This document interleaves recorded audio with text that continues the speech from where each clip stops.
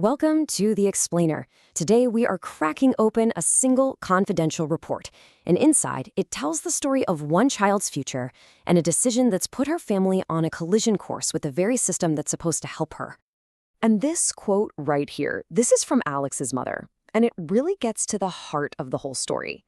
She feels her daughter's needs were basically minimized just so a particular school would look like a good fit.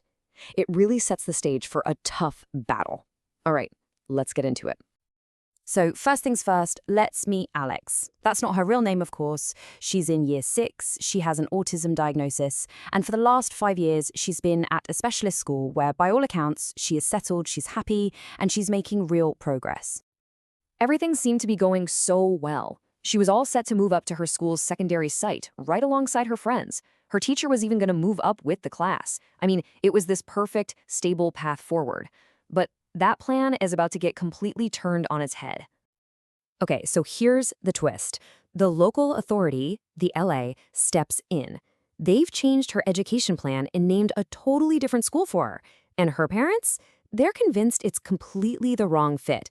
And, they suspect the decision really came down to one thing: money. And this chart, wow, this is where you can really see the problem. It just lays it all out. On one side, you've got her current school, ZZZ. It's specifically for kids with autism, and the classes are tiny, just 5 students. Now look at the proposed school, VVV. It's for kids with a whole range of severe and complex difficulties. The class size almost doubles, and the other students have very different needs, some with what's called profound and multiple learning difficulties, or PMLD. We're talking about a completely different environment. So what do her parents do? They fight back. They go out and commission their own private psychological assessment. They want an independent expert to look at Alex's needs and figure out what is actually the right path for her. Now, this report is a huge deal because it's all about providing hard evidence for Alex's EHC plan. And an EHC plan, this isn't just some suggestion or a loose guideline. It's a legally binding document. Whatever is written in that plan has to be provided. So you can see why getting it right could change everything. Okay, so now that we've set the stage, let's dig into the heart of the matter, the actual evidence from that report. What did the psychologist really find out about what Alex needs to succeed? The report breaks down Alex's needs into 4 key areas. And when you look at them, you start to understand why every little detail of her school placement is just so important. Okay, so first up, communication. What's interesting is that her receptive language, that's what she can understand, is actually much stronger than her expressive language, which is what she can say. This means she really needs to be around other kids who can model good, appropriate language for her. And when she gets anxious, she uses something called echolalia. She'll just repeat words she hears. It really drives home that for her, the right environment is absolutely everything. And that brings us to this really important idea: a total communication environment. Think about it this way. It's not just about sending a kid off to a speech therapy session once a week. No, it's about building communication support into the entire school day. We're talking signs, symbols, visuals, all woven together so that language support is just there. It's constant, it's everywhere, and it's accessible to everyone.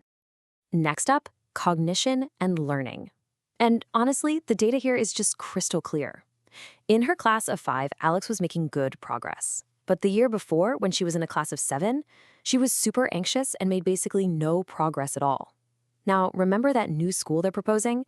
It would put her in a class with up to 10 kids. That is a massive jump. And really, it all comes down to this one simple, critical ratio: 1-to-1. The report is unambiguous.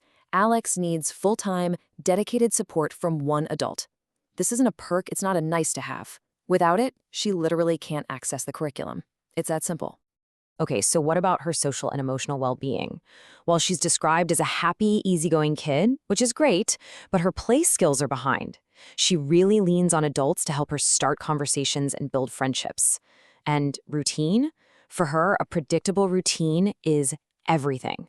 It's how she manages the anxiety that just bubbles up whenever things change. And finally, there are her sensory needs, which are pretty significant. She needs something called a sensory diet. Now, that's just a personalized plan of activities. Things like movement breaks, maybe some time on a swing, that help her body and brain stay regulated and focused so she's actually ready to learn. On top of all that, she has a limited sense of danger, so teaching her how to be safe out in the community is a really big deal. So, you take all of that, the communication, the learning, the social and sensory needs. And what's the bottom line? What did the expert psychologist Dr. Shungu M'gadzah actually conclude? The verdict was about as clear as it gets. The psychologist didn't just say the move would be unhelpful, she said it would likely be actively harmful to Alex's progress and her overall well-being.